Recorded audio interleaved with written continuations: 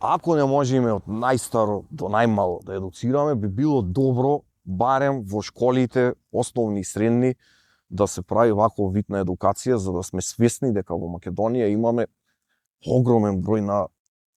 и ендемични растителни видови на кои треба да им обрнеме внимание и треба да знаеме кои ни се тие. Како што знаеме, например, за балканскиот рис,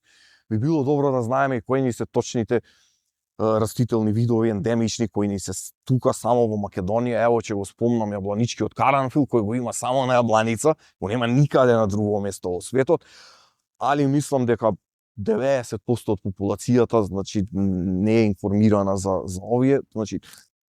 тоа е, според мене, ако се организира добро ова сеопфатна еколошка едукација,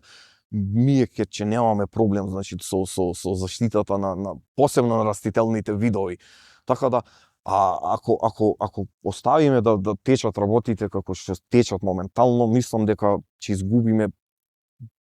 Не сакам да шпекулирам со бројки, али би рекол добар дел од овие ендемични растителни видови, зашто во постепно почна да ни се шират и многу инвазивни видови кои доаѓаат од Средна Америка, од Јужна Америка. Имаме таков случај во Неготино, во Поврдарието, каде што камиони од Солун во колцата носат еден инвазивен вид кој прави огромни штети на сите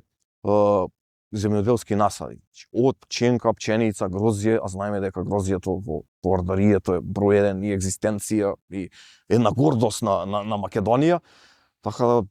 мислам дека треба во наредниве 5 до 10 години Министерството за образование, заедно со Министерството за животна средина и земјоделство, да создадат некоја стратегија за ова еколошка едукација базирана на природа, за барем младиве луѓе и идниве генерации да се свесни за сите овие предизвици што ги чекаат во иднината.